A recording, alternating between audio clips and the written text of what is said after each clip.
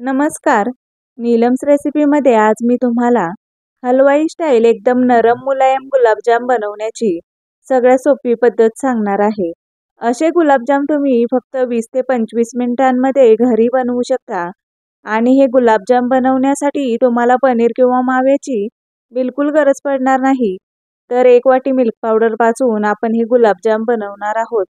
चला तर हे गुलाबजाम कसे बनवायचे ते पाहूयात. सर्वात आधी कढईमध्ये 1 वाटी दूध, 1 वाटी दूध पावडर, 3 चमचे रवा, 3 चमचे तूप टाकून घ्यायचं. हे सर्व दुधामध्ये मिक्स करून घ्यायचं. गॅसची फ्लेम मीडियम ठेवून हे असं एकसारखं हलवत राहायचं. 5 ते 6 मिनिटांनी हे मिश्रण घट्ट व्हायला सुरुवात होते. बरोबर 10 मिनिटांनी हे मिश्रण असं घट्ट झालं आहे. गॅस बंद करूयात आणि हे आपण एका प्लेटमध्ये काढून घेऊया. असं हे मिश्रण आपल्याला गुलाबजाम बनवण्यासाठी तयार करून घ्यायचं आहे.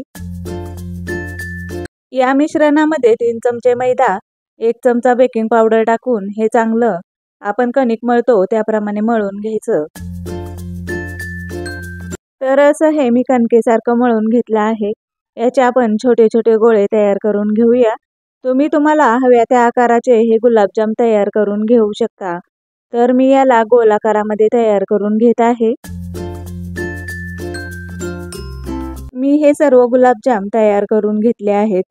हे आपण तळून घेऊया. तेलामध्ये हे गुलाबजाम एक एक करून सोडून घ्यायचे आणि उलटी पलटी करून दोन्ही बाजूंनी छान तळून घ्यायचे.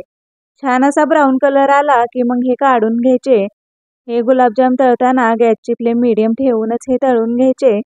दुसरी बॅचही याच पद्धतीने तळून घ्यायची. गुलाबजामसाठी आपण पाक बनवून घेऊया. त्यासाठी गॅसवर एका कढईमध्ये 1 वाटी साखर आणि अर्धी वाटी पाणी टाकून घ्यायचं आणि साखर चांगली विरघळवून घ्यायची. तुम्हाला पाक जास्त बनवायचा असेल तर 2 वाटी साखर आणि 1 वाटी पाण्याचे प्रमाण तुम्ही घेऊ शकता. साखर चांगली विरघळली की यामध्ये केशर टाकायची आणि वेलची पावडर टाकून ही यामध्ये चांगली मिक्स करून घ्यायची. तर हा पाक तयार आहे. हा पाक आपल्याला तारे येईपर्यंत बनवायचा नाही, तर फक्त 5 ते 7 मिनिट उकळून घ्यायचा आहे. हा आपण एका बाउलमध्ये काढून घेऊया. या पाकामध्ये सर्व गुलाबजाम टाकून घ्यायचे आणि अर्धा ते 1 तास चांगले मुरण्यासाठी ठेवायचे. हे गुलाबजाम गरम पाकामध्येच टाकायचे म्हणजे गुलाबजाममध्ये पाक चांगला मुरला जातो. तर असे हे गुलाबजाम तयार आहेत. अगदी कधी खाऊ वाटले तर तुम्ही हे घरी अगदी झटपट तयार करू शकता. तुम्ही नक्कीच या पद्धतीने एकदा बनवून पहा.